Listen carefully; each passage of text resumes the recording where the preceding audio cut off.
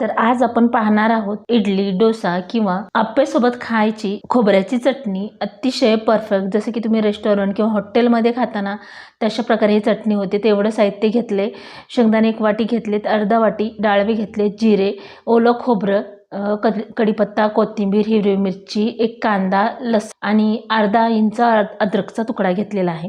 आता इथे शेंगदाणे आपल्याला छान खरपूस भाजून घ्यायचेत। शेंगदाणे सतत हलवून घेऊन भाजल्यामुळे ना सर्व बाजूने भाजले जातात आणि त्याचे साल सुद्धा व्यवस्थित निघतात। तर आता शेंगदाणे काढून घेतल्यानंतर डाळवे टाकून घेतले। डाळवे सुद्धा छान असे खरपूस भाजून घ्यायचेत।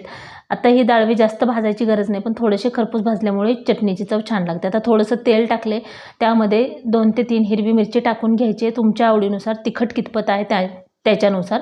तर इथे मी 3 हिरवी मिरची टाकलेली आहेत। ही हिरवी मिरची तिखट आहे आणि तिखट असेल तर चव लागते। आता अद्रक आणि लसूण सुद्धा हे तेलामध्ये टाकून घेतलेला आहे। हे छान परतून घ्यायचं आहे आपल्याला।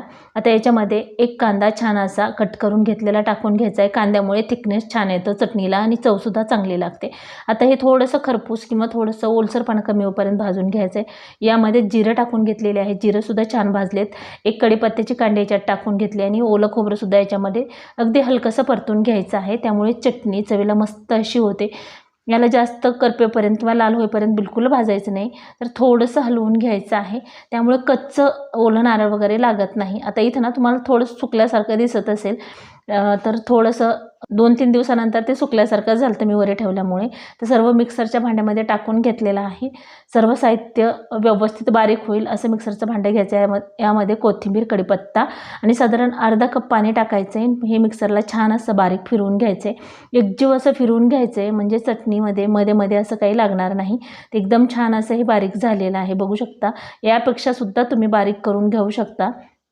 आता आपल्याला या चटणीला शिजवायचं वगैरे नाही, का आता आपण सर्व साहित्य भाजून घेतलं होतं। तर आता तडका तयार करून घेऊया। तर इथं 1 पळी तेल टाकून घेतले, त्यामध्ये 1 चमचा मोहरी टाकून घ्यायची आहे। मोहरी छान तडतडू द्यायची। मोहरी कच्ची राहिली तर चटणीला व्यवस्थित चव लागत नाही। यामध्येच 2-3 हिरवी मिरची, 1 कढीपत्त्याची काडी टाकून घेतली। हिरवी मिरचीमुळे थोडंसं तिखटपणा आणखीन येतो आणि पाव चमचा मीठ। आता हे तडका ह्या चटणीवर टाकून घेऊया। ही चटणी तुम्ही इडली असो, डोसे असो किंवा अप्पे असो त्यासोबत खाऊ शकता। चवीला इतकी भन्नाट अशी होते आणि सर्वांनाच आवडेल। तर अशा प्रकारे नक्की ट्राय करा। तर हे बघा, ही जी चटणी आहे बारीक करताना थोडीशी काळजी घ्यायची, जितकी स्मूथ चटणी होईल तेवढी चव छान लागते। तर आजची रेसिपी तुम्हाला कशी वाटली ती कमेंट करून नक्की सांगा। व्हिडिओ आवडला असेल तर लाईक, शेअर, सबस्क्राईब करायला बिलकुल विसरू नका। पूर्ण रेसिपी पाहिल्याबद्दल धन्यवाद।